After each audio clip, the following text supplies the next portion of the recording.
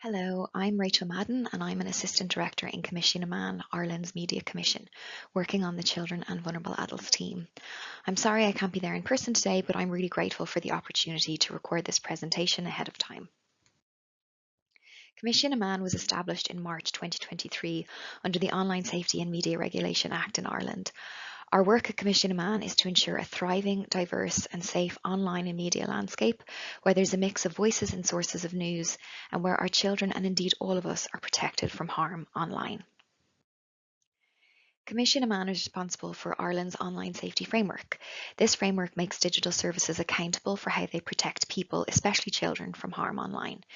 Three different pieces of legislation form the Online Safety Framework: the Digital Services Act, which I'm sure everyone knows about, the Terrorist Content Online Regulation, an EU-wide regulation with the aim to counteract the dissemination of terrorist content on hosting service providers, and the Online Safety and Media Regulation Act 2022, which is the basis for our online safety code in Ireland.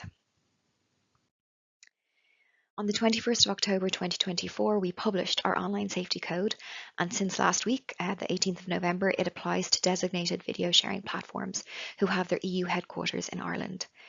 It introduces obligations on these platforms to protect people, especially children, from harmful video and associated content, and the code is backed up by strong sanctioning powers and fines. Commission Man is the Digital Services Coordinator for Ireland. While the European Commission is responsible for the primary regulation under the DSA, many of the platforms and services are based in Ireland, so Commission Man works closely with the European Commission and other digital services coordinators across the EU. The Terrorist Content Online Regulation provides an EU-wide mechanism for the fast removal of terrorist content online. If a service is found to be exposed to terrorist content, it will be obliged to undertake specific measures. These can include taking steps to protect its services from being used for the dissemination to the public of terrorist content, reporting to Commission Man on the specific measures it has taken and will take to comply with its obligations. An infringement of the Terrorist Content Online Regulation can lead to the imposition of administrative fines. This slide shows the platforms that Commission Man is responsible for regulating under the Online Safety Code, the DSA, which is alongside the European Commission, and TCOR.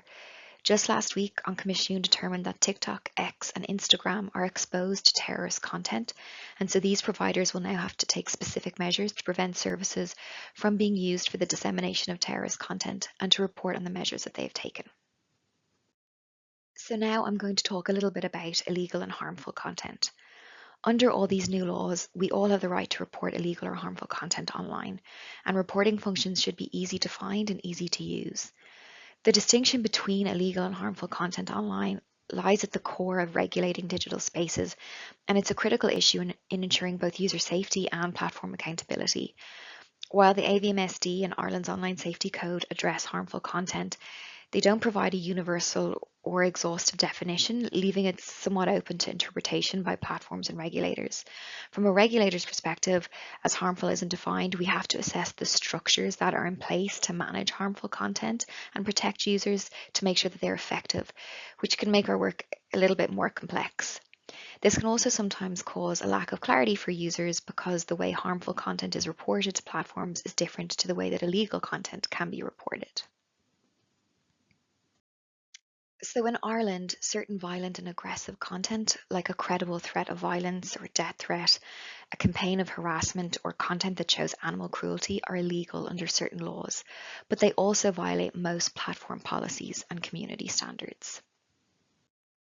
At Commission Man, we know there are a range of harms online, and we engaged with a consultant in 2023 who put together a report on the online harms that impact video sharing platforms and services.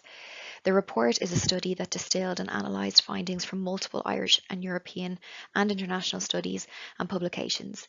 It feeds into our work and informs our approach to regulation, including the development of the Online Safety Code. In Ireland, similar to the rest of the developed world, according to the report, watching video clips is the most popular activity for children. Some other key points that might be relevant to this session on young people's exposure to violent and aggressive content online include bullying, which is affecting Irish children's ability to learn and feel safe at school, and 53% of 8 to 12-year-olds have experienced bullying online, according to the report. Nearly a third, 30% of young women aged 16 to 29, said that they had experienced cyber harassment in the past 5 years. In addition, 1 in 5 women aged 19 to 25 in Ireland has suffered intimate relationship abuse. Of these, 49% experienced online abuse. And according to the report, unnecessarily violent or gory content is one of the most prevalent forms of harmful content Irish children are exposed to online. And 18% of children have experienced harmful content within this category, which includes hate messages, experiences of taking drugs, self-harm sites, and sites promoting ways to be thin. In addition, the report highlights that many children purposely turn to the internet and specifically online pornography for insight and advice on sex. The report states that almost a fifth of children aged 9 to 17 had seen sexually explicit content in the past year. There are some case studies that were highlighted by the report showing the offline impact of people's online content consumption. One teenager reflected that the eating disorder content she had engaged with when she was younger had been bad for her in the long term, and her anorexia was very much fueled by the online communities she was part of.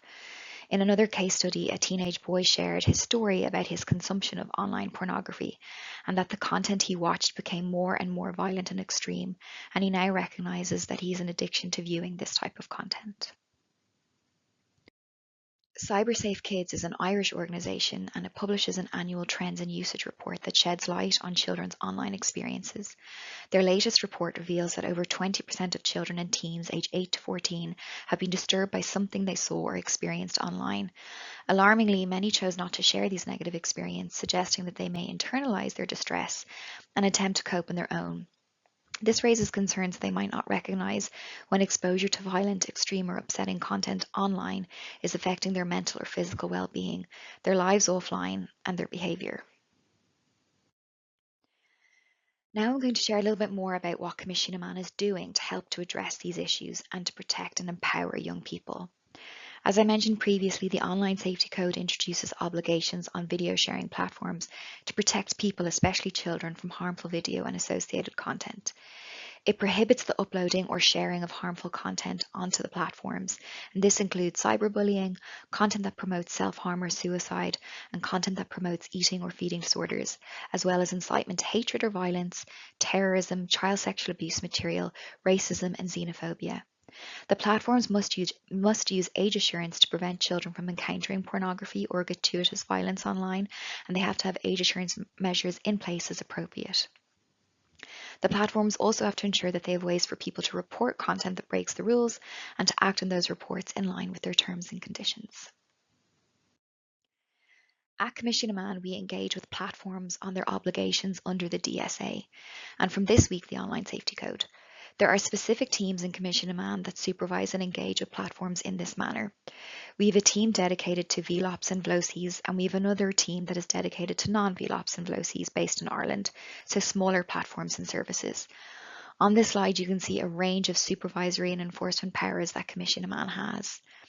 We're taking a supervisory-led approach to the implementation of the Online Safety Code, as we have done with the Digital Services Act since February of this year. In October, we launched educational resources about rights, rules, and reporting online.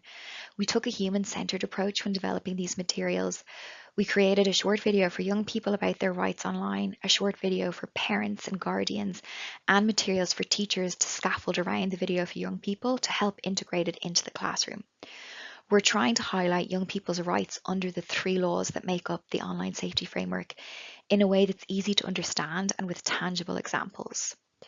We worked with Webwise to create the resources, and we also heard directly from young people, including consulting with our own Youth Advisory Committee on terminology, artwork, and creative concepts. Crucially, we heard from young people that many of them don't know what Commission Man is, what a media regulator or a DSC is, and how we can support them. So throughout the resources, we explain the role of Commission Man, and through scenarios and case studies, highlight some of the things they can reach out to us about and what Commission Man can do to help. So that's all from me. Thank you very much for your time.